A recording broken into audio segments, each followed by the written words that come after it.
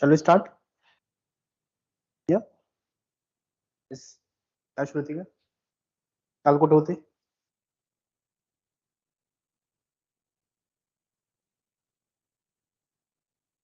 ठीक. Fine. Yesterday we have seen you started the ecology. Yeah. So what do you understand by ecology? Yeah. काय असतं ecology म्हणजे? Huh? It is the study of interaction between biotic and abiotic components of the ecosystem. Yes. Yes. So we have seen the different concepts of the ecology again. We have seen the different concepts of the ecology. So what are the different concepts of ecology?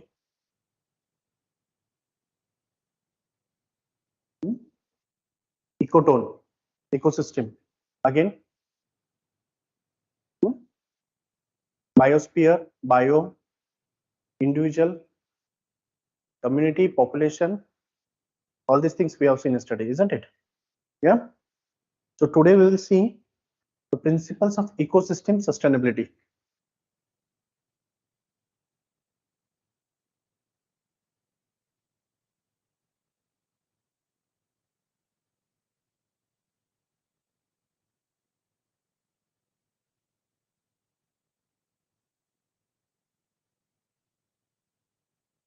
So before moving to the principles, so first tell me, what do you understand by sustainability?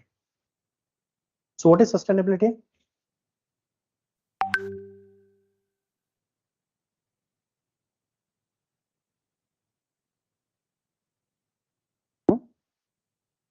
Principles. Okay, sustainability means the satisfying the needs of the present generation without compromising the needs of the future generation. So that means what? Our offsprings or their offsprings or future generation, whatever it is coming. So we don't have to compromise their needs. So we have to fulfill our needs as well. But the thing is that we have to not compromise the needs of the future generation. Why?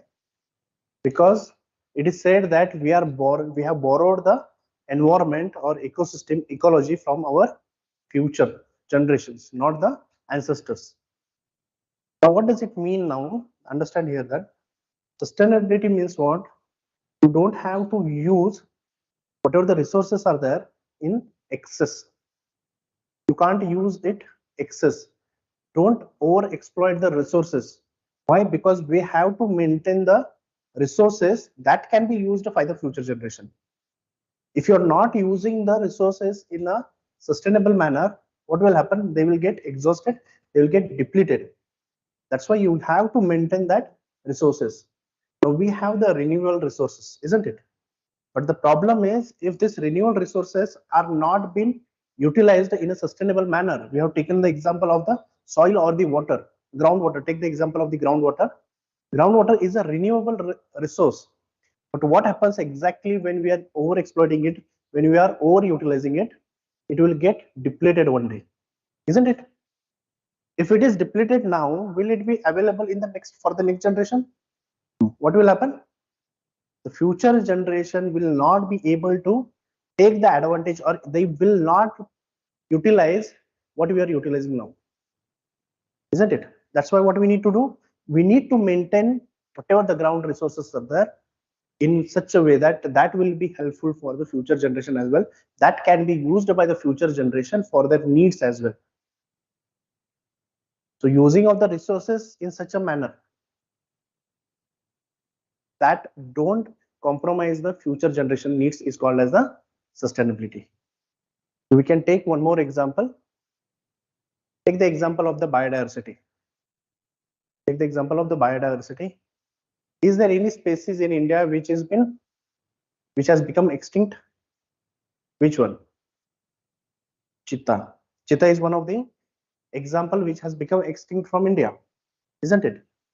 It is not present now, but it was extinct in 1952. Have anyone seen cheetah?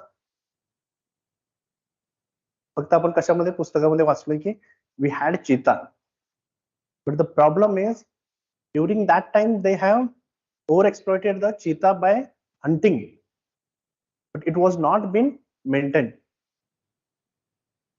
So it has become extinct, and right now the future generation or the present generation also, many of the people, they don't know what exactly cheetah means. Now yes, of course, we have brought some of the cheetahs from African countries. Now it is there, but again the problem is they are not suitable for the Indian climatic conditions. So already many of the cheetahs, they have died. I think so last week also 2 cheetahs, they have died. Yes, yes. So that is the problem. So that's why whatever the resources are there, we have to use them sustainably. So whatever the needs are there, use only that much. Don't overexploit it. So you have to give some time for the earth or the ecosystem to again renew or recycle everything. So you're exploiting the groundwater, allow it to again renew, replenish. So you have to go for the watershed management, rainwater harvesting. Percolation of water has to be done in the ground. If it is not happening, what will happen? The resources will get extinct one day, isn't it? That's why we need to understand what are the principles of ecosystem sustainability. So first principle is conservation of biodiversity.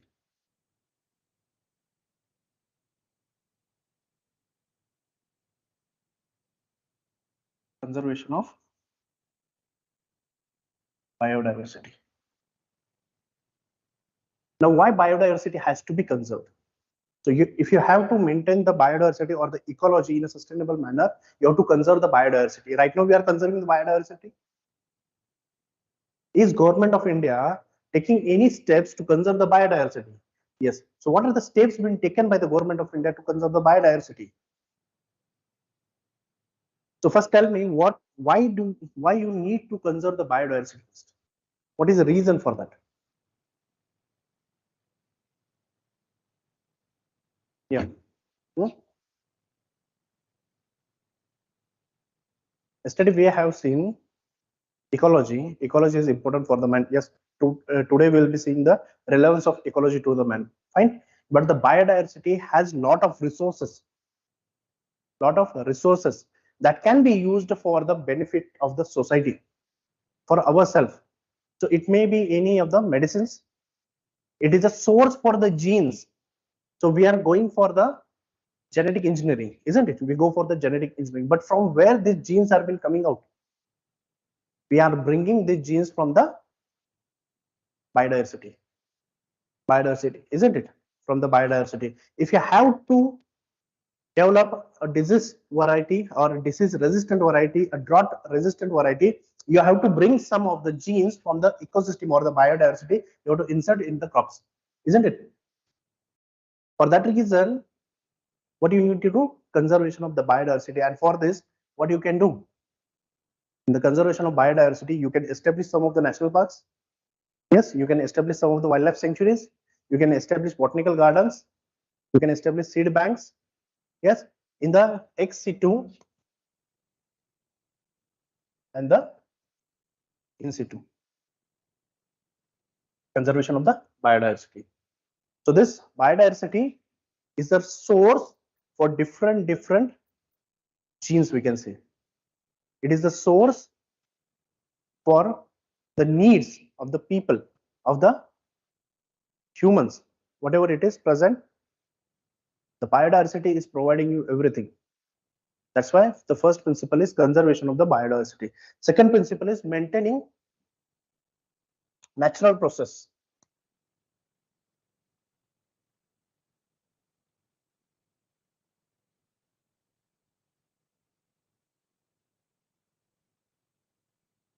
Natural process.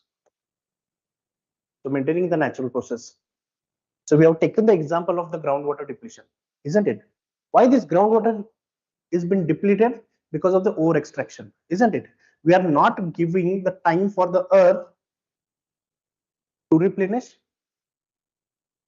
to rejuvenate, or the water is not allowed to percolate in the soil, isn't it? Into the ground. If it is not been percolated, will be recharge of the groundwater?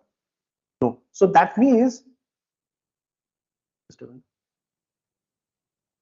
That means what is happening here?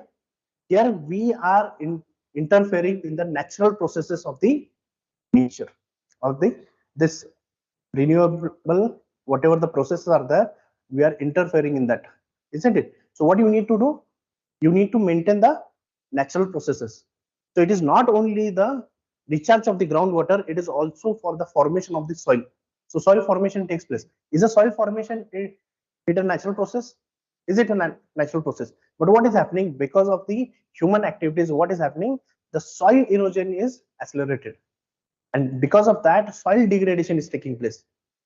So say for example, we are going for the mining, deforestation, again unsustainable agriculture practices, faulty agriculture practices. Because of that, what is happening? We are losing the soil. And if the soil is lost, that means we are interfering in the natural cycle of the formation of the soil, isn't it? Water purification is there again. Now see the example of the climate change. Is it hampering the hydrological cycles? We are building large number of the dams. We are building canals.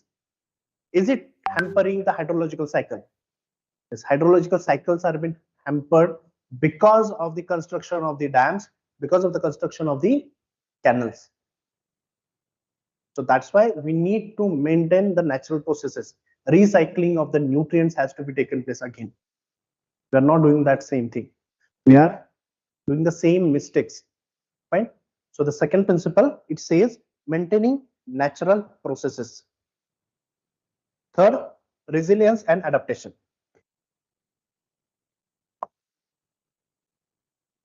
Resilience and adaptation. So what do you mean by resilience and adaptation now?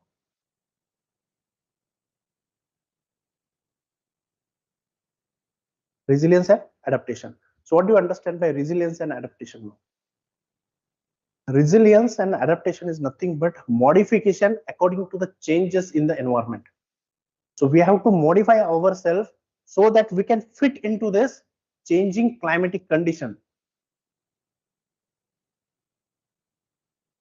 Why we need to do that?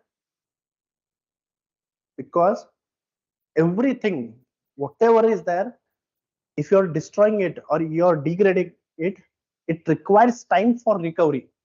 So that time for recovery is very much necessary. If the time is not provided for anything to recover it, it will get lost. It will get lost. So say for example, we have seen the extinction of the species.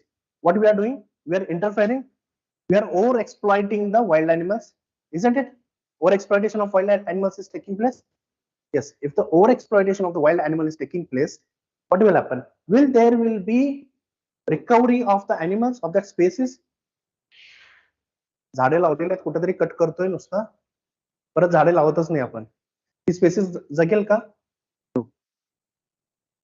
A species is been there in the forest or somewhere in the ecosystem, but what we are doing, we are over exploiting it, and because of that, what is happening? That species will get lost and it will not be able to recover it. We will not be able to recover it. So resilience is very important and adaptation is very important. This, to the changing climatic conditions, ecosystem itself adapts. Ecosystem itself adapts. Have we adapted to different climatic conditions? Yes. So what we have done? Adapted, na? To each and everything. Animals have adapted. The climatic conditions has been changed over the millions of years, isn't it? So the climatic conditions has been changed. That means the species or the organisms, they have been adapted to the changing climatic conditions. So who were not been able to adapt to the changing climatic conditions, they have got extinct. They're not present right now, isn't it? That's the problem right now. So if you have to maintain the ecosystem, the principle which we need to follow is the resilience and adaptation. That means you have to give some time for the species to recover so that it will get adapted to the climatic conditions or the changing climatic conditions. Now the climate change is taking place because of the human activities again.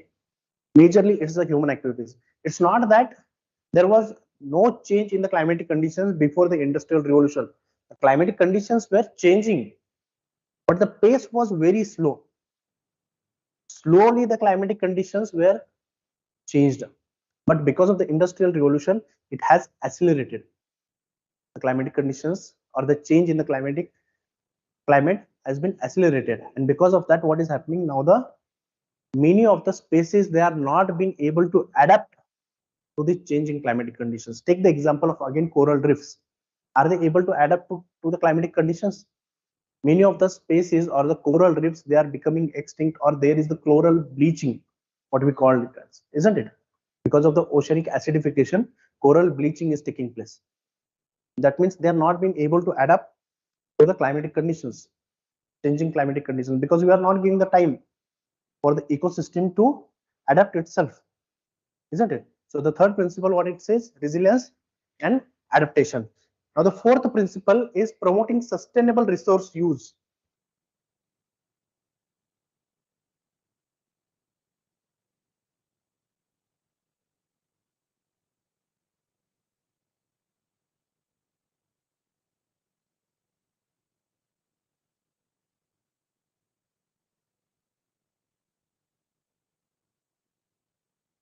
Promote sustainable resource use. Now what is sustainable resource use?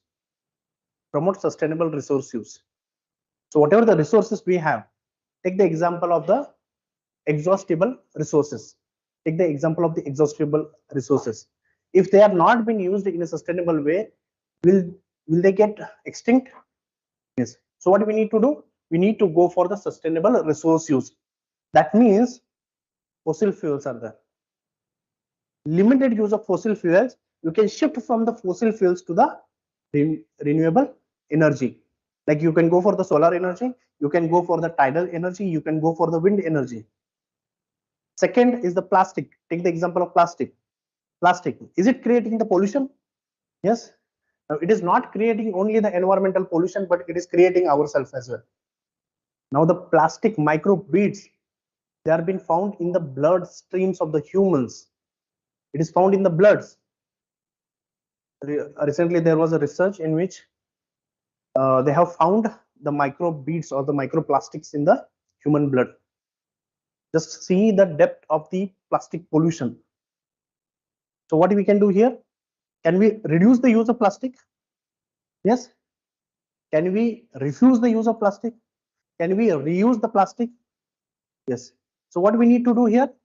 Sustainable use of the resources. Whatever the resources are there, we have to use it in the sustainable way. So whatever the available water is there, water resources, groundwater resources, that again we have to use in a sustainable way. We can use the different technologies for that. We can use different technologies. Say for example, drip irrigation. Instead of going for the flood irrigation, what you can do? You can use the drip irrigation. Is it a sustainable manner? Yes. We will take the example of here again, integrated nutrient management. So is it a sustainable manner? Integrated nutrient management? Yes. In the integrated nutrient management, what we are doing? We are first using the physical method, cultural method, biological control method, and then the chemical methods, so that these nutrients will be used in a sustainable manner, which won't have the impact on the soil, which won't have the impact on the environment. We're talking about the negative impacts, isn't it? So your soil health will be maintained, your ecosystem will be maintained, your ecology will be maintained. That's why what we need to do? We need to go for the integrated nutrient management. It is a sustainable manner. Yes. Right. Next is the limiting human impact.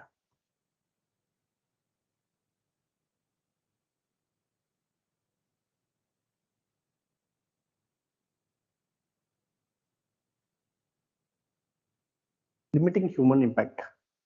Yes. Tell me, what does this mean? Limiting human impact.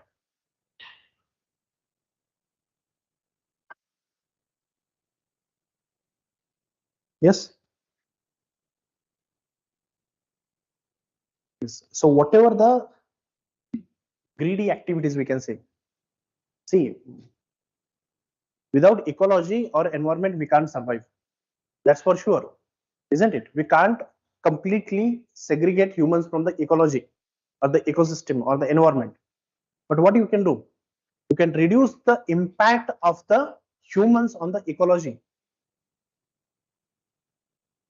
Excess dependence on the ecosystem. So whatever the resources, they are limited, we can reduce the impact of the humans on those resources. Mining activities.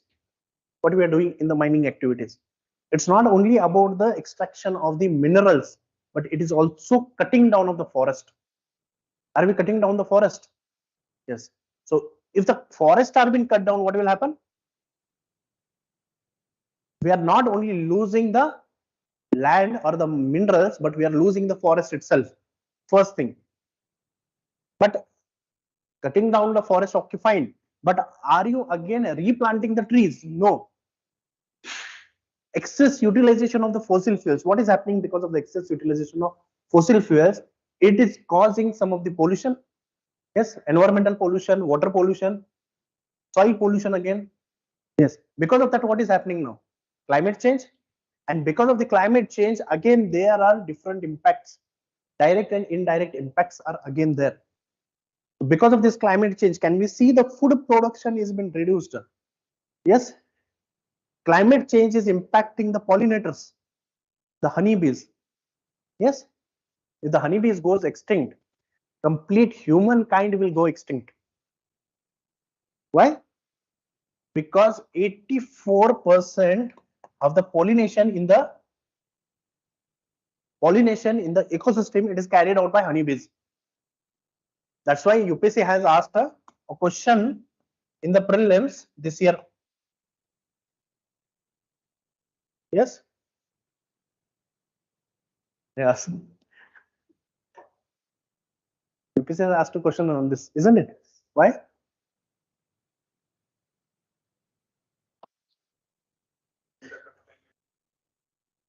Yes, it's the honeybees. So this 84% pollination is carried out by honeybees. If they go extinct, what will happen? No human, because we can say no biomass will be produced on this earth. Whatever it will be produced, it will be very limited, and that won't be sufficient to fulfill the needs of the humans. That's why what will happen? It will go extinct. Right? So we have to limit the human impact on the ecosystem. So we have to reduce the human dependence on the limited resources.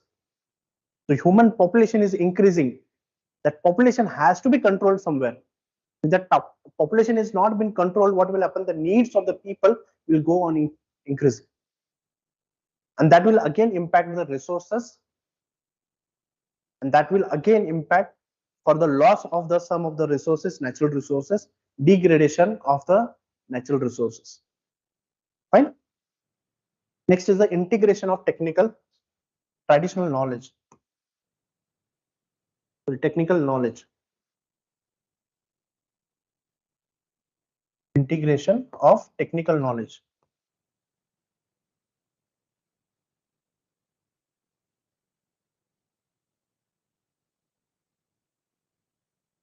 Okay, what is integration of technical knowledge now?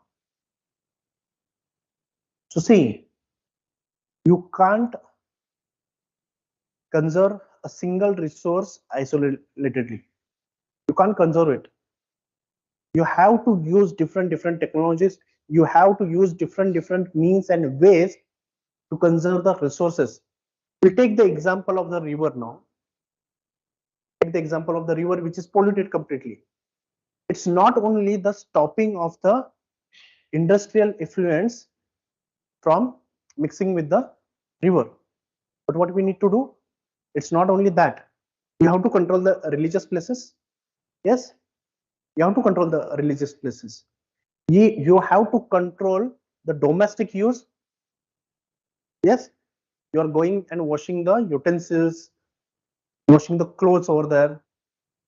There are no, or the forest are, or the trees are being cut down on the banks of the river.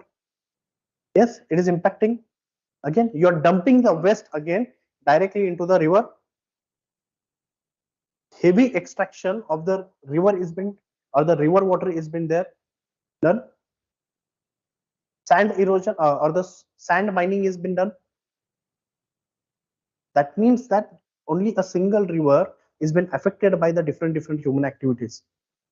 And if you have to conserve this river, you have to use different techniques. You have to use different techniques, technologies, so that you can protect this river. So only controlling the industrial or the sewage going into the river, it's not sufficient. You have to control everything. All the technical techniques has to be used to conserve the resources, to conserve the biodiversity. Fine. In the same way, we have seen the integrated nutrient management. You can take the integrated pest management. Are we using different techniques here to conserve that? Yes, we are using the different techniques, isn't it? So conserve. If you want to conserve the soil, you can use different technologies here. Fine. Next is the precautionary approach. Precaution.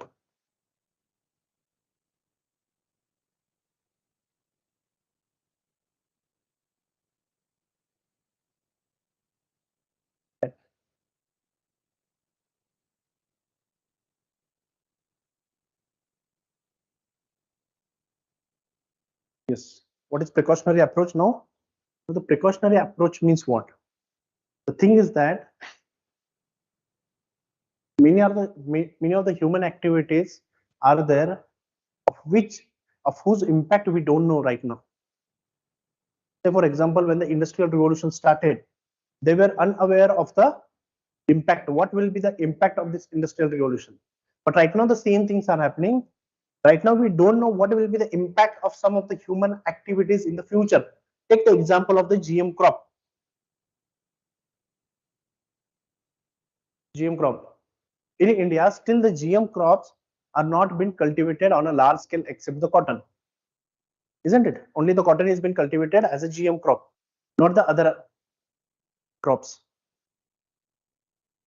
Now we have to take the precaution. Right now, what is the problem? That government, along with the different NGOs, institutions, private organizations, farmers, they're taking the precautions by cultivating or accepting this GM crop. Why? Because unintended impacts we don't know right now. So we have to take the precaution so that the impact, the negative impact of these activities won't be there in the future. पुढे जाऊन असं नको व्हायला की यार हे केलं नसतं तर बरं झालं असतं. Yes, atomic bomb. America threw the atomic bomb on Japan, but they were unaware of the impact. What could be have been the impact? But after that happened, all over the world, it was banned. Means not the ban, but no one is using the atomic bomb. Why? Because they know the impact. But here right now, what we need to do, we need to take some of the precautions while going for some of the activities. That needs to be done. Fine. Next is the cross-sectoral collaboration.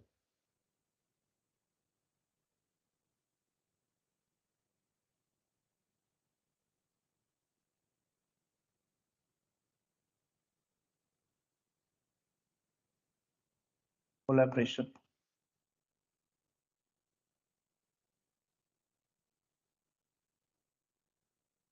Cross-sectoral collaboration. What do you understand by cross-sectoral collaboration? Collaboration means coming together, isn't it? Cross-sectoral means what? Different sections of the society. That means you have government on who we completely rely. Conservation of the ecosystem, it is the work of the government of India, not of us, isn't it? We generally say that. That is the problem. But the problem is only government can't conserve the ecosystem. Government is making laws. Okay, fine. Government is making laws. But what the people are doing? They're not obeying the law. They're cutting down the forest. They are over utilizing the resources. Will the ecosystem will be conserved? No. So what you need to do? Not only the government, but also you need community. Yes, you need community. Community is necessary. Why? Because at the grassroots level, who is going to conserve the ecosystem? It is the community. Yes, government will bring the laws. Okay, fine. It will start to implement it also. But at the grassroots level, who has the duty to conserve it? Community, isn't it? Do we have NGOs? Environmental NGOs. What they do? Environmental NGOs? NGOs. Yes, they not only suggest the precautionary measures, they also act as a bridge between the community as well as the government. So in the community, we can include the ecology or the environment. So it is acting a bridge between the environment and the government. So it is trying to conserve the environment, but also bringing some of the grievances of the environment to the government. So that government should take some of the steps to conserve the environment or the ecology. So you need NGOs as well. Again, you need some private organizations. Yes, you need different companies. Why you need different companies? Because many of the companies that dependent on the ecosystem, ecology for their business purpose. Mining activities. It is done by whom? Is it done by only government? No. Are there private organizations? Yes. Private companies are there. They are utilizing these mines for their resources, for their business purpose. So their involvement is also necessary for the sustainable management. So you can give the example of Campa. You know Campa?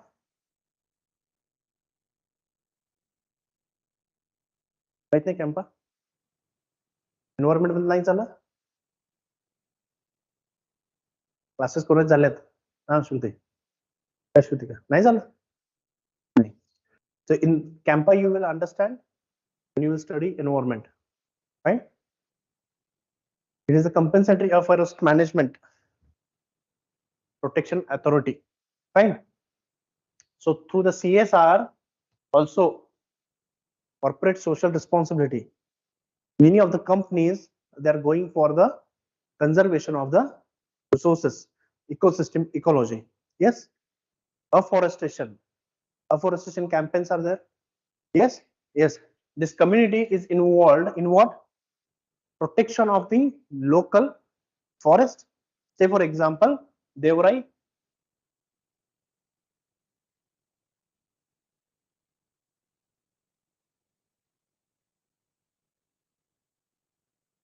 Do we have Devrai and all these things? As the Devrai, which is called as the sacred groves.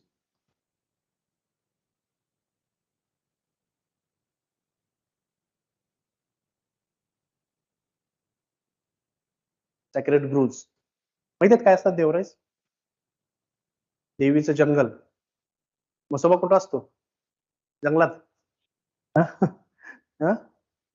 ग्रामदैवत कुठं असतं? जंगलात. पण ते जंगल कोण कापत नाही. No one is cutting down the forest over there near to that god. Why? Because it is that forest belongs to that god. It is nothing but the sacred groves. Fine. So these are the different stakeholders whose involvement is very much necessary in the conservation of the biodiversity. And the last is promoting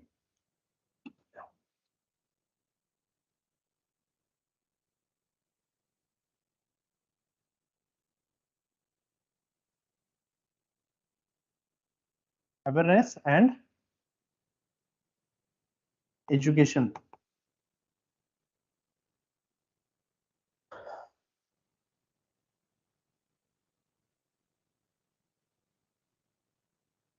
Promoting awareness and education.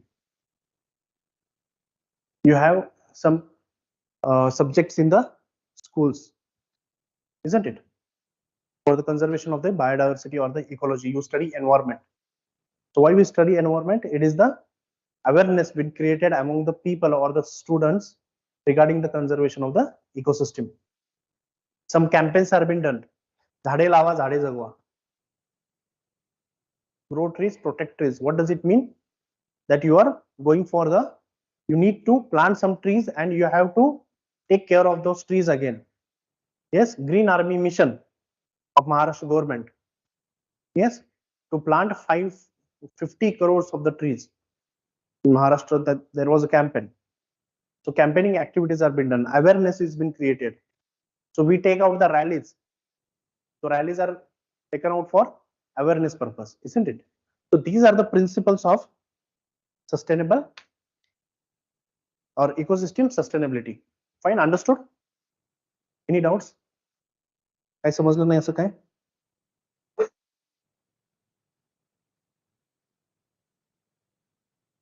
Yes. Any doubts?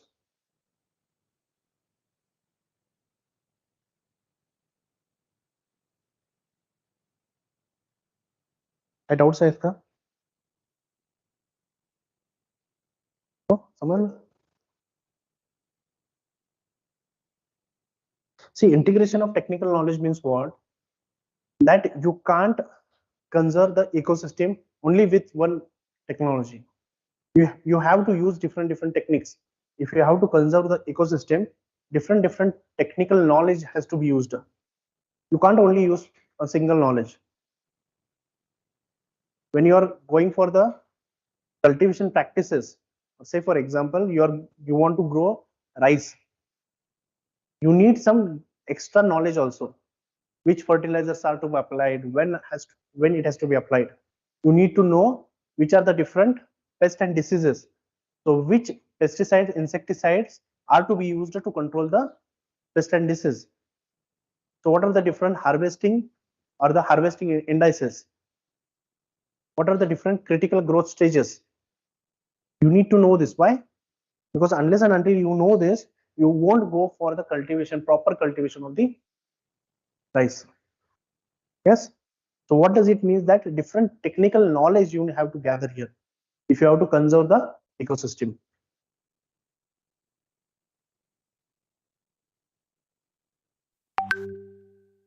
Any doubts? Any other doubts? No? Shall we move further?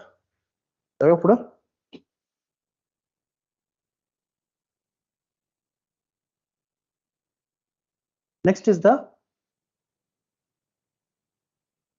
natural resource.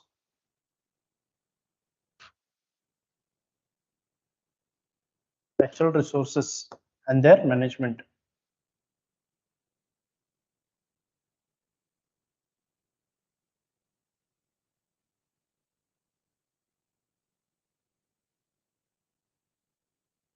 So first tell me, what do you understand by resource? What is resource? What is resource?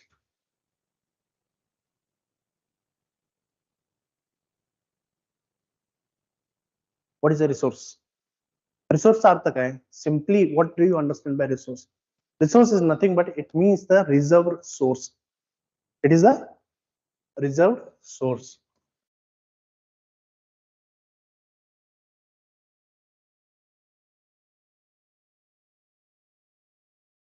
It is the reserved sources. Reserved sources of the nature. What do you understand by natural resources?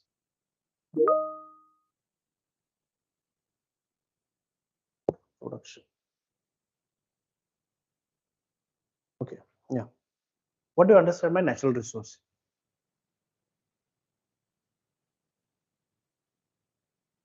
Huh?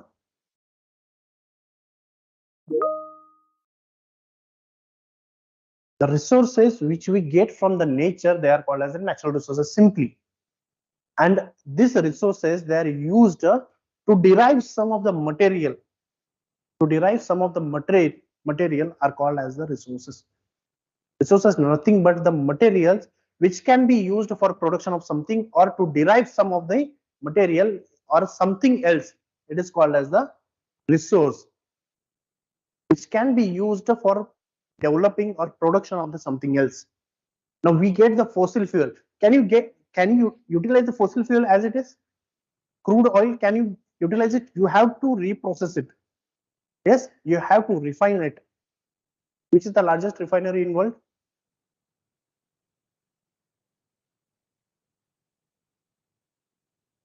Jamnagar is the largest refinery in the world, which is present in Gujarat. It is owned by Reliance. It is owned by Reliance. It is the largest refinery in the world. So that crude oil, it has been imported from the different parts of the world. Say for example, it may be the Gulf countries, it may be other countries, Russia, any other country, or it may be from within India as well. So it has been brought and it has been refined into some petroleum products. It may be your petrol, diesel, or some another products also. Okay, fine. So those are called as the resources. So whatever the ore we are getting from the mines, you can't use it directly. It has to be reprocessed to get some of the minerals from it. You won't get a iron as it is from the soil, isn't it? You have to reprocess it to get some iron. Yes. So it is called as the resource. So what are the examples of this resource now? Natural resources, water, soil, again, minerals, wind, sunlight. Yes. Again, forest, wildlife, biodiversity. These are the natural resources. These are the natural resources. Fine. Now, if you see this natural resources are being classified based on some of the different factors. So it may be classified based on the source. It may be classified based on the utility or the origin. Say for example, it is classified based on the origin. It may be abiotic or the biotic sources. What do you understand by abiotic and biotic sources now? This natural resource, they have been classified based on the origin. It may have the origin from the abiotic component or the biotic component. Now the resources which we are getting from the abiotic sources, which are those? Is the sunlight, soil is there, water is there, air is there, wind. All these are the abiotic components. But the biotic components, what we can add in the biotic components? Trees, wildlife, plants, organisms. Yeah, these are nothing but the biotic resources. So it is based on the origin. Again, the natural resources are classified based on utility. Utility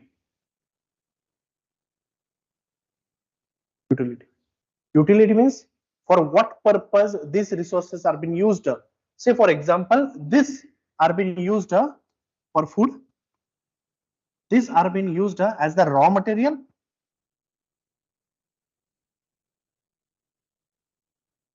Yes, these resources, some of the resources are being used as a source for energy. Yes.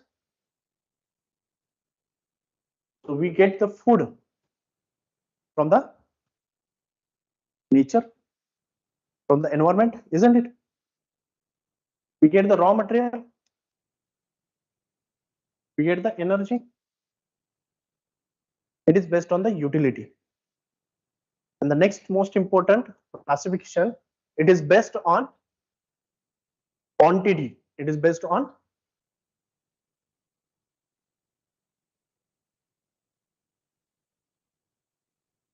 based on quantity.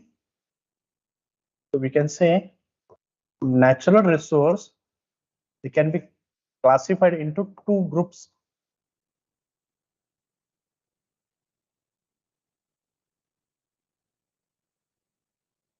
So first we can say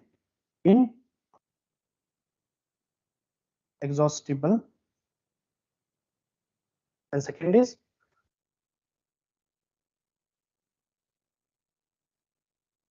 exhaustible. So yesterday we have discussed a little bit regarding the inexhaustible and the exhaustible.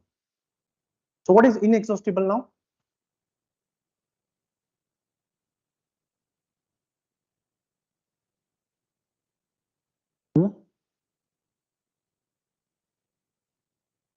Day by day. So they are unlimited. Inexhaustible means which the resources which are unlimited. So can we say sunlight is unlimited? Can we say wind or air is unlimited? Can we say rainwater is unlimited? Rainwater, not the groundwater. Rainwater. Rainwater, again, it is unlimited. How much also you extract it, how much also you use it, rainwater doesn't exhaust, because again it will come. Groundwater will get exhausted. Right? Groundwater will get exhausted. So it is based on natural resource. One is exhaustible and another is inexhaustible. Inexhaustible means which are unlimited in nature, which cannot be exhausted, which don't have any limitations for its use. But this inexhaustible, they can get depleted. They are not unlimited. They are limited in nature. They are limited in nature. Fine. So we can divide this exhaustible again into two parts. The first is renewable and second is non-renewable.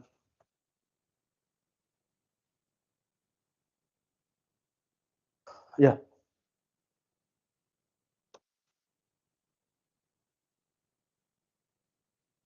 What are the examples of the renewable? Now, renewable means what and non-renewable means what?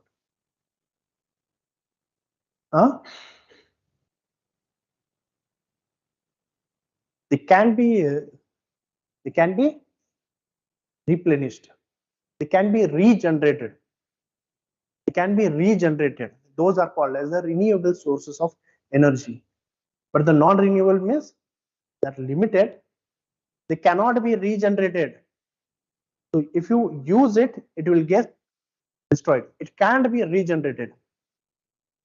So take the example of the wildlife. It can be renewed, regenerated. Wildlife reproduction cycle goes on. Yes, it will get regenerated.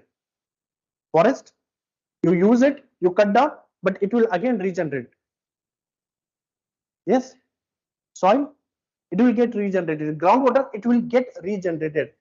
But the problem is this can become extinct. Overutilization of the forest. You cut down the trees, you build there big towns, cities, industries. Where is the forest? Vanished. Yes, vanished. You know, in Mumbai, I think so in 1910s, second decade. Sorry, yeah, second decade. Dadar was completely a forest area.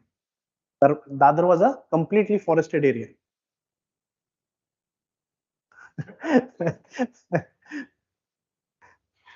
Now what is the issue? Now biggest building in the Mumbai is in Dadar. Everywhere concretization has happened. Where is the forest? No forest in Mumbai. RA land. Take the example of RA land. Now after some days, it will again go extinct. There will be no forest area now in Mumbai. We have some of the forest areas still, but again it will go extinct. Panvel, see, Panvel is now again urbanizing. Huge urbanization is taking place in Panvel. Panvel again has some of the forest area, but it will be cut down to build some of the biggest buildings again. Right? So that is the issue. What is happening? Groundwater extraction. Okay, fine. Groundwater has been extracted, but it can be rejuvenated. It can be replenished. It can be renewed. But what is happening? Take the example of the Punjab. In Punjab, what is happening? For the irrigation purpose, it is overexploited. Groundwater is being overexploited. Now there is the scarcity of the groundwater resources in Punjab, Haryana, even in Delhi. They're providing free electricity to the farmers. What they will do? No electricity bill. Day and night, I will run my motor and I will extract the water. But yeah, what is happening because of that? Now groundwater is been destroyed. It has been depleted. Now we are not going for the rainwater harvesting as well or watershed management, and the recharge of the groundwater is not taking place. Now it is becoming extinct. It has been destroyed. Right? So even if it is called as the renewable energy, it can get extinct. It can get destroyed. Now non-renewable energy means once used up, it cannot be replenished. It cannot be renovated. It cannot be brought back. What are the examples? Fossil fuels. Fossil fuels. Again, minerals. Once they are used, they're lost. We cannot renew it. Right? We can recycle it, but we cannot renew it. Fossil fuels, once used, lost. Minerals, again, at least we have the option of renewing it, reusing it. Fine. So this is the classification of natural resources. Now, this natural resources, we have vast pressure on these natural resources. Why? Because of increase in the population. Now the population is, if it is increasing, because of that, what will happen? The pressure on the natural resource will get increased. Now, say for example, in India, we have nearly 24% of the forested land, forest area.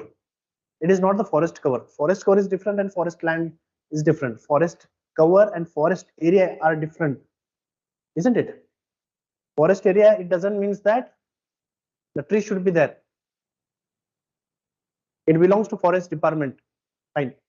But forest cover means where the forests are been present actually. So 24% of the forest area we have means 1/4 of the geographical area of India. But as the population is increasing, what is happening? The forests are being destroyed for agricultural purpose, or it is been destroyed for some another purpose. Land use, the land use change has been there. Take the example of Samruddhi Mahamarg. It has used some of the agriculture land, some of the forest land to build that highway. To build that highway, isn't it? So we are losing the land. We are losing the forest area. We are losing the agriculture land. And as the population is increasing, the demand for food is increasing. The demand for natural resources increasing. The demand for water is increasing. The demand for minerals is increasing. See the cars or the vehicles, how they are sold out. Go for the Maruti Suzuki car. Waiting for 1 year. You need to wait for 1 year. Just to see how much of the minerals, iron ore, steel is being extracted from the resource, from the nature. That much is the demand. So the pressure is been increasing. The pressure has been increasing, and because of that, the natural resources are being destroyed or it has been degraded. If you go in the polar region, so you know the Eskimos. Eskimos कोण असतात?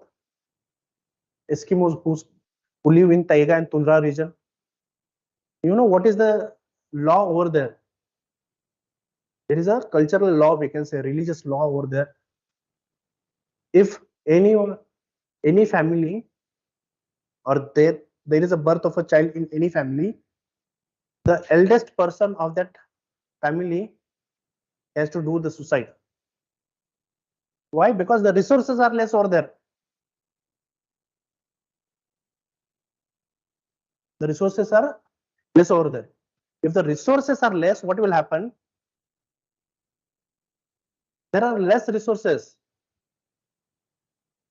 How the population, if the population is increasing, how they will survive? So if a new one comes in home, the eldest one has to go for suicide. They have tagged. So that is the problem right now what we are facing.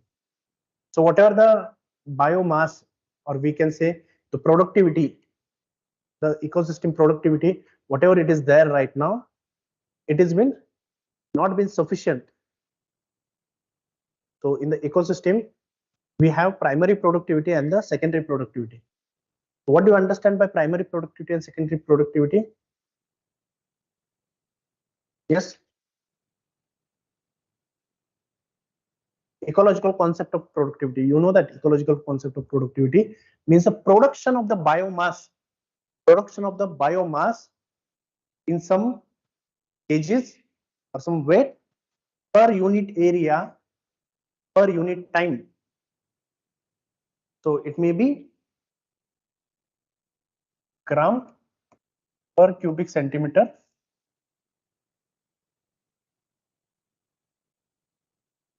gram per cubic centimeter per day. Say for example,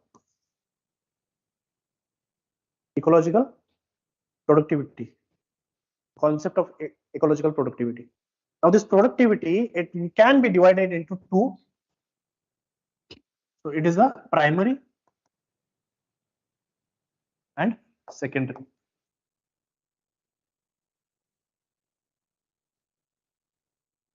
So what is the primary productivity? The biomass which has been produced by the plants, green plants. It is called as the primary productivity because they are the primary producers. So whatever the biomass is being produced by this, it is called as the primary productivity. So it is produced through photosynthesis. Yes, it has been produced through the photosynthesis.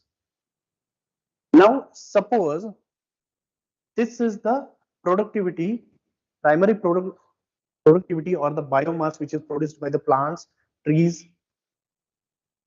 If the producers are becoming less, the productivity will increase or decrease. It will get decreased, isn't it? But what is happening? The population is increasing. Yes, population is increasing.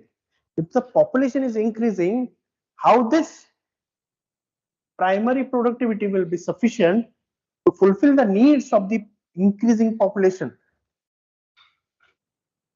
Yes or no? That is the problem of the increasing in the population. What do you understand by secondary productivity? Secondary productivity is nothing but the biomass which is produced by heterotrophs. These are the autotrophs. These are the hetero who cannot produce their own food.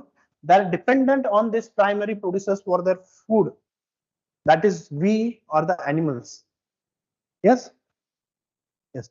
But the problem is whatever the energy which is present here, it has been transferred here, but the energy whatever will be present here, it will be less as compared to the primary productivity. Yes.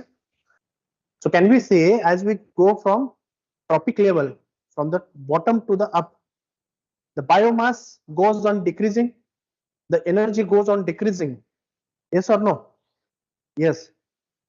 That's why the non-veg is costlier. 20 रुपये मेथीची भाजी झाली, 20 rupees vegetable, लय महाग झाले. Mutton आणायला गेलं तर 750-800 रुपये देतात. Yes. What is the problem? this is the problem, that the primary productivity, it is reducing because of the loss of the primary producers, and that cannot fulfill the needs of the heterotrophs, that means us or the wild animals. Right? So understood what is primary productivity and secondary productivity? Yes. Yes. So that's why there is a loss of energy, loss of or less energy is available, or the less biomass will be present at the higher trophic level. Higher trophic level. Fine.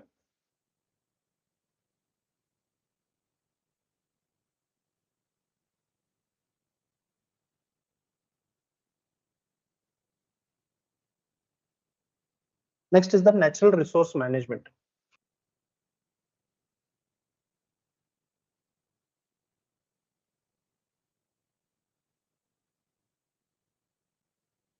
So don't get confused with natural resource management and sustainable use of resource management. Sustainable use of resources or natural resource management, both things are different. We are utilizing, but we are here managing. Natural resource, we have to manage it. Fine. So managerial skills are different. Manager in a hotel sees all the things, but as a consumer, what we do, we just go pay and we just eat and come. That is nothing but the sustainable use of resources. But who is managing the resources? The hotel manager is managing the resources, and we are consuming the resources. Both things are different, na? So first we will discuss about the natural resource management. पुढे जायच्या अगोदर कुणाला काय समजत नाही असं काय आहे का? समजतंय नाही समजत?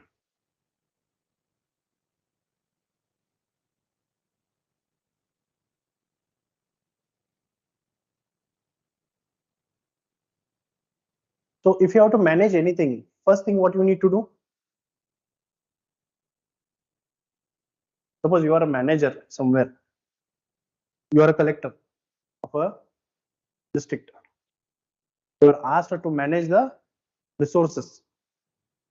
The first thing what you will do?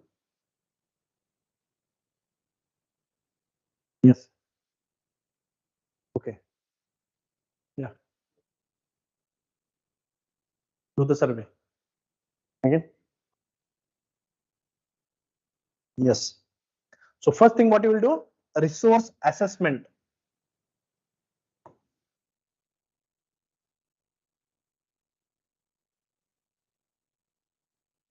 Resource assessment and preparation of inventory. How much you have? Resource assessment and inventory. Means assessment means what? How much we have. If you have to manage this natural resource, you first need to know how much resources we have. Now we can say that whatever the sunlight we are getting, we can use it anyhow. Why? Because it is unlimited. But what we say, we have to use fossil fuel very carefully. Why? Because fossil fuel are very limited. Minerals has to be used very carefully because it is very limited, isn't it? How we came to know this? Because we have surveyed, we have assessed the resources, we have prepared an inventory. It is said that fossil fuels will be sufficient only for next 50 to 60 years. That means we have the inventory where the fossil fuels are present and in how much quantity we have that. Isn't it? So first you need to have that understanding how much we have so that we can manage it in a proper way. No one says that don't utilize the sunlight. Sunlight use करू नका. Does anyone say don't put the solar panel or you have to pay if you are using the solar panel? It is free of cost. Why it is free of cost? Because it is available unlimitedly. Unlimited solar energy is there, isn't it? So we have to first assess how much quantity of natural resource we have, and we have to prepare what quantity, where it is, then you can go for the management of the natural resource. So first important step for the natural resource management is assessing the resources, assessment of the resources and preparation of the inventory. Second, sustainable use and exploitation.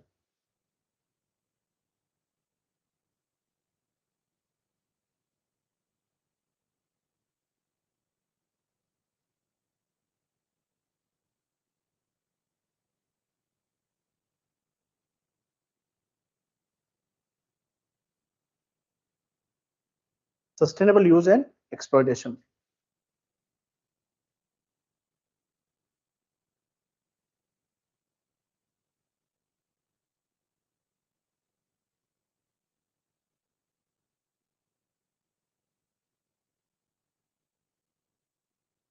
Sustainable use and exploitation. So sustainable use, again we are repeating the same thing. So whatever we have to use it very cautiously, because these resources are very limited. If you understand that these are the resources in limited number, you have to use without wasting it. Groundwater we have, but you have to use it in a sustainable manner. So even though you are exploiting it, do in a sustainable manner. In the Shravan, why we don't eat non-veg? From tomorrow Shravan is there, and luck or bad luck, it is for 2 months this year. Why we won't go to eat non-veg?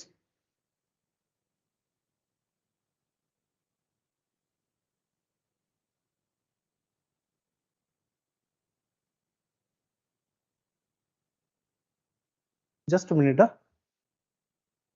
Screen दिसत नाही आहे का online La? Can't you see the screen here, online students? This screen, this blackboard, digital screen.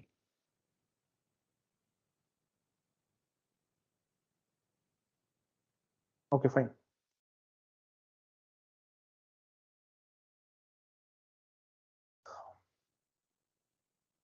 So nothing is present on screen. Okay.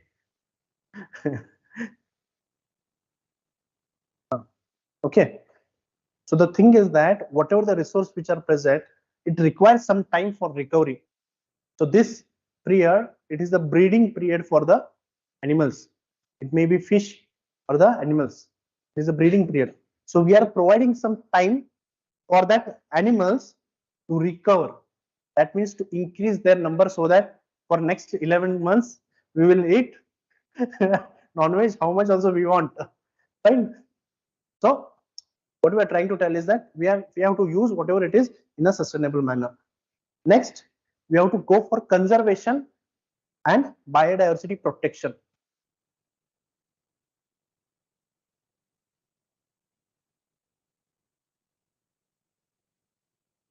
Conservation and biodiversity protection. Natural resource. Now the natural resource are what? We have the forest, wildlife. So we have to conserve them. So how we are conserving them? Sacred groves. Right now we have said sacred groves, isn't it? Sacred groves helps to conserve the forest, national parks. It helps to conserve the biodiversity along with the forest area, wildlife, everything. Wildlife sanctuaries, biosphere reserve. It helps in the conservation of the biodiversity or the conservation of the natural resource as well as the biodiversity. So we are conserving it. We are conserving it. Next is the land and water management. Land and water management.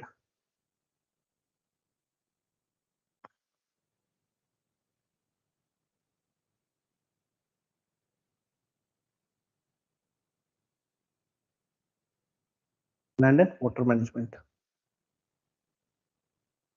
So we have land, okay, fine. We have water, fine. But how you are managing it? Ganga river It was very sacred river. But are you managing it properly? It has become one of the most polluted river in the world. So what about the management? But you have the water. But go for the management. See the Mohamata river. What has happened to the Mohamata river? This example I give always in my lecture.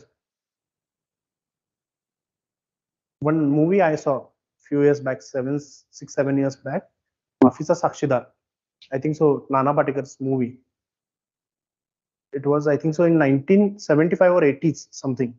In 80s, I think so. The first scene is on the Mohamata river. You won't imagine the banks of the river was so huge and the water was so clear. हे तो जो pool आहे ना कशाच्या समोरचा शनिवारवाडीच्या समोरचा त्याच्यापर्यंत पाणी होतं पण so there was no Bide bridge and all these things. It was so big. You have to take some boat to cross this river. You can see that movie. For the first time, my younger brother, he came to Pune. And I was preparing that time, and I was staying like you in that Sadashupet and Shaniwarpet. So he came to me one day to see this Pune. I asked him, you know what is this? He said it is a nala. It is a nala. So we are not going for, we don't protect or we don't manage the water properly. Even the land, dumping the sewage in the land. Even in the agriculture, what we are doing? Same, monoculturing. Excess use of fertilizers, excess use of irrigation water. Because of that, the soil is degraded. So soil is losing its fertility, soil is losing its health. Fine. So we have to go for soil and water management. Next, climate change mitigation and adaptation.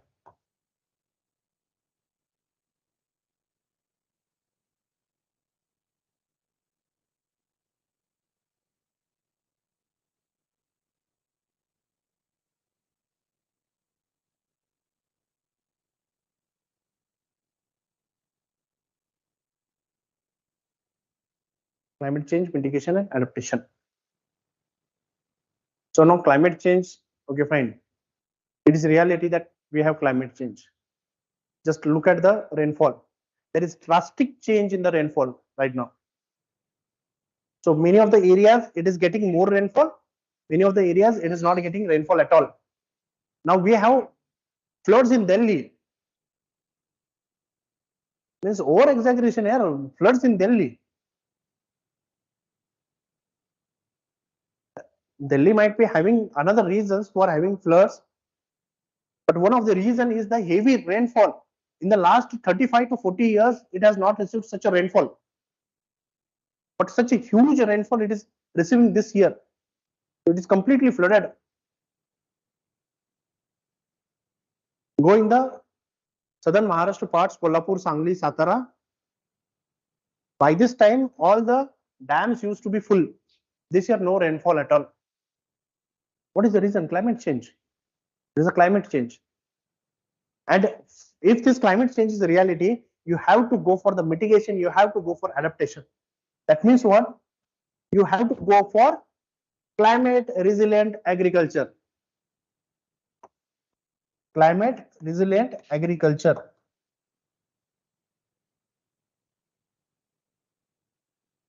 So what do you mean by climate resilient agriculture? The agriculture practices which can adapt to the climate change. Say for example, SRI method. SRI method. What is SRI method? System of rise intensification. What you are doing in this SRI method, you are reducing the use of the water, you are reducing the use of the weedicide, you are reducing the use of the fertilizers. That means you are adapting to the climate change. You are using drought resistant varieties. Why? Because we know droughts are there. African countries, drought will be there. Go for the drought resistant varieties. Go for the pest resistant variety, because why? Climate change is responsible for increase in the pest and diseases. Yes, pest and diseases. If the pest and disease incidence is more, what you need to do? The varieties which are resistant to those diseases as well as the pest, we have to grow them. That means what we are doing? We are adapting to the climate change. Genetic engineering, biotechnology. Why we are using the biotechnology or genetic engineering? GM crops. Resistant to the variety, disease, resistant to the pest? Yes, no. That's why genetic engineering or the biotechnology, it is a new, what we can say, emerging technology right now, we can say. And as an agriculture graduate, we have to back the biotechnology or the GM crops. Why? Because these crops are not being developed by someone else from the arts or the commerce background students. They are being developed by us.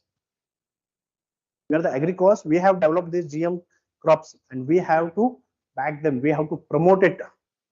We have to stand behind the GM crops. Because if GM crops are there,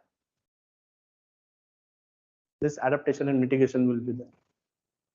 Yeah, there are local varieties, land races are there, fine, but no land races are there right now. No one is conserving them. No one is conserving the land races, or no one is growing for the local varieties. Fine. Next is the community engagement and participation.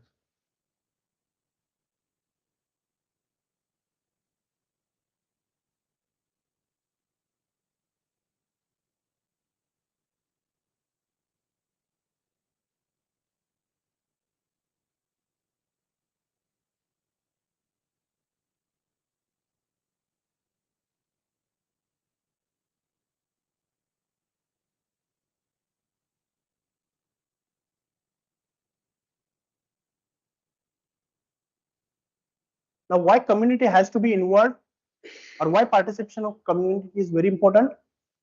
See, at the grassroots level, we have discussed that at the grassroots level, the community is one who can properly protect the natural resources, fine, but they have something called as traditional knowledge.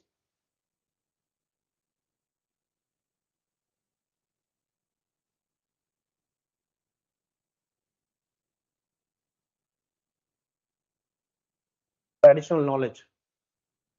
Traditional knowledge. That traditional knowledge, it can be used to manage the resources. Bishnoi community, some of the traditional knowledge they have.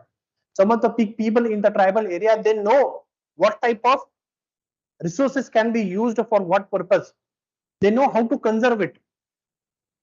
They know when to use this resource and when not to use these resources. Bishnoi community, it doesn't kill the trees. So whenever the trees they fall down, it has been used for as a firewood, because they conserve the forest. They know when to use this tree as a fuel, as a firewood. So that traditional knowledge is very important, how to use that resources and how to conserve that. Many of the scientists, they don't know the different methods, but these people who are living in that locality, they know. A few days back, one joke I have heard, that I think so, I have heard it on the radio.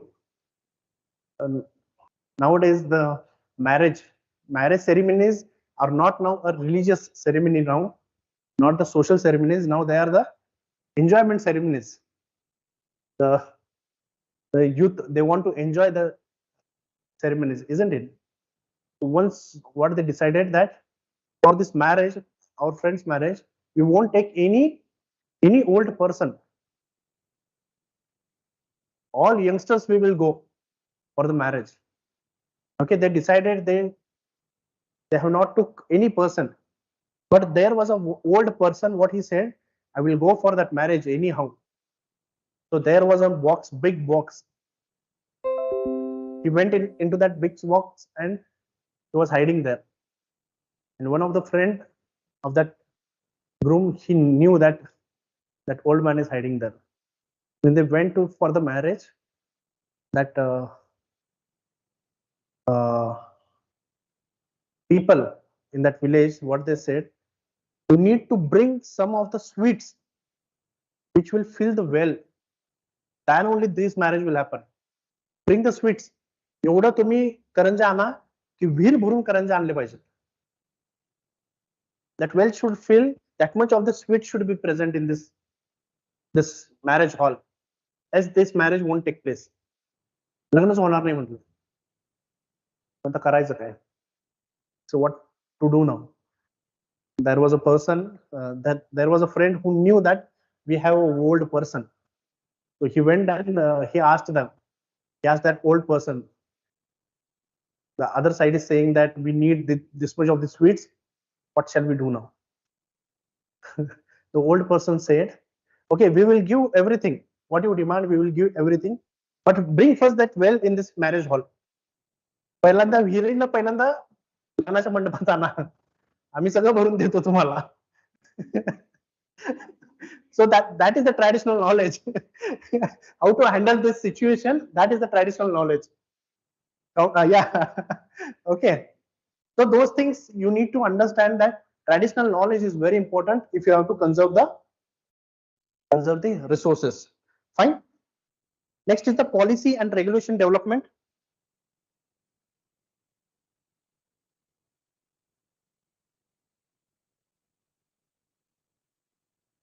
Regulation.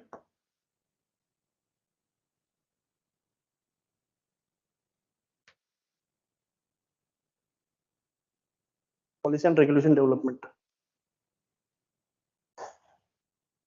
So only involvement of the people is not sufficient. Only preparation of the inventory is not sufficient, but you have to bring some of the rules and regulations. Rules and regulations. Why? Because if you want people to get abide by this, all the things, you have to bring some of the laws and regulation rules which can help to the conserve this natural resources. So what we need to do here? Rules and laws, some policies. Example, Environment Protection Act 1986, Forest Protection Act, Forest Act 1927,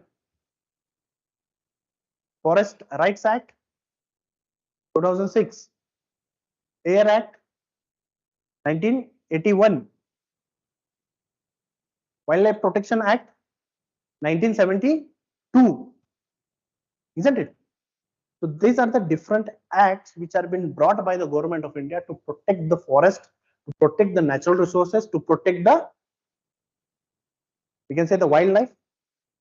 So this has been protected with the help of some rules and regulations. If these rules and regulations are not there, what will happen? Because of our human greed, these resources will start to get depleted. That's why we need to bring some rules, laws, or acts, or any policies. Here we have again agroforest policy 2014. Government of India has brought agroforest policy for increasing the forest area. Agroforest policy. Fine. Next is the education and awareness. Again, the same thing we have already discussed. Education and awareness is necessary. Research and monitoring.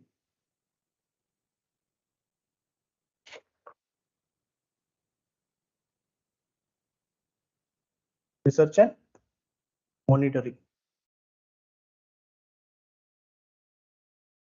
Research and monitoring. So see, only saying that doing this and all these things is sufficient, no. But if you have to manage the resources, you need some research. How to conserve, how to manage these resources. If you don't know how to manage these resources, it will be very difficult to manage.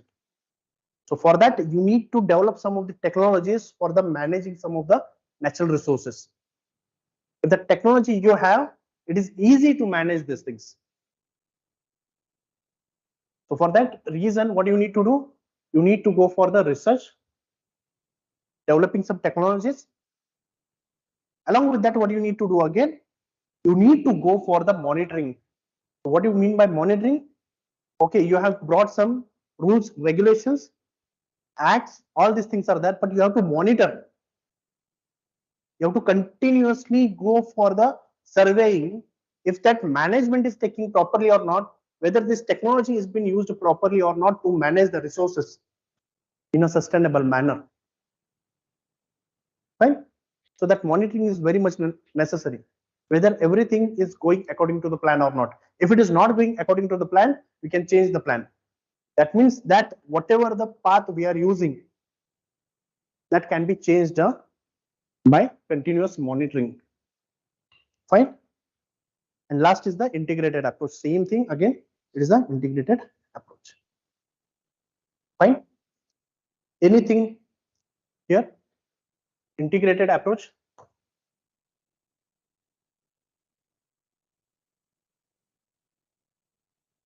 In the integrated approach, the same example, Ganga River.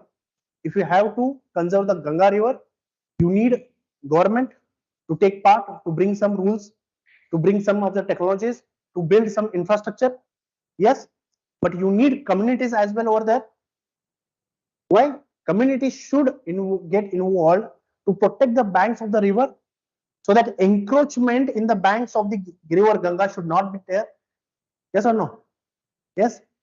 Again, you need the business people or the companies, industries also, so that there will be the that whatever the waste is there, waste treatment is been taking place. Waste treatment will be taking place. So that again you need to do that. Fine. So all these things are necessary to conserve the resource. So only for one resource, conservation of one resource, you are bringing everyone in that field. You are bringing the government, you are bringing the local people or the communities. You are asking them to conserve the banks. You are asking not to encroach there. The government is bringing the rules. The government is bringing the funds. The government is bringing the technology, how to clean this. The industries, they are going for the waste treatment. You need some international collaboration. World Bank is providing you some funds. Yes, World Bank is providing some policies. World Bank is giving you some technique. Isn't it?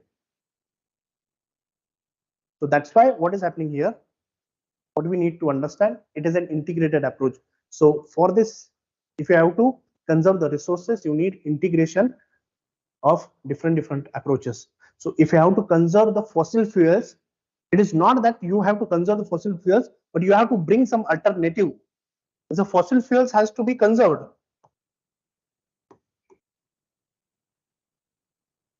Okay, fine, you have to conserve the fossil fuel, but you have to bring some alternative, isn't it? What is that alternative? E-vehicles.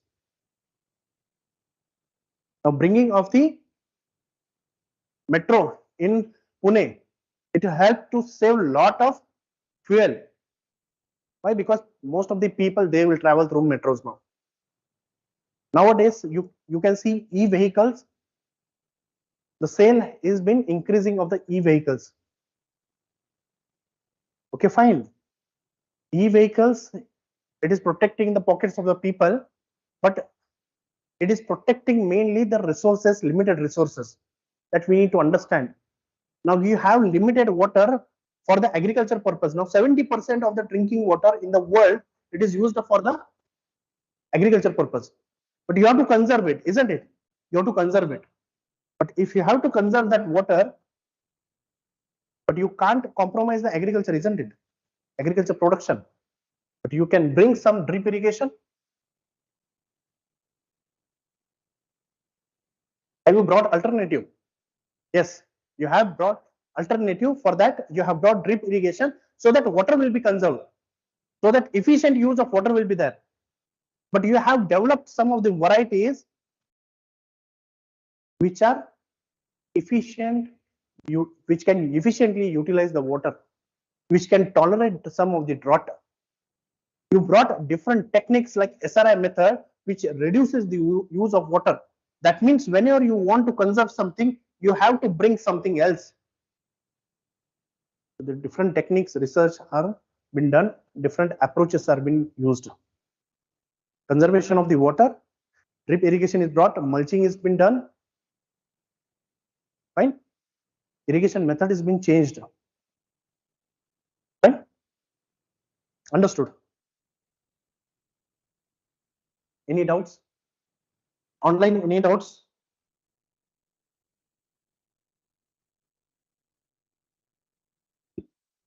Any doubts? काय समजलं नाही असं काय आहे का? Online, any doubts? Right.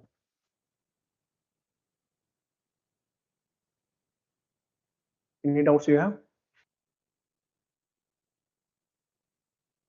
Can you understand? डोक्यावरून चाललंय. Speed is okay. काय वाढवायचं की कमी करायचं? SM Rahu they. Speed bus. Okay. So we will meet on next Monday, same timing. Okay. So for 2-3 weeks, we'll be having only two lectures. Fine. First, we'll go a little slowly. Most probably, whatever we have completed the topics up to today or next week, will be provided you in the next week itself. You'll get the notes in the next week itself. Fine. So if you have any doubts, you can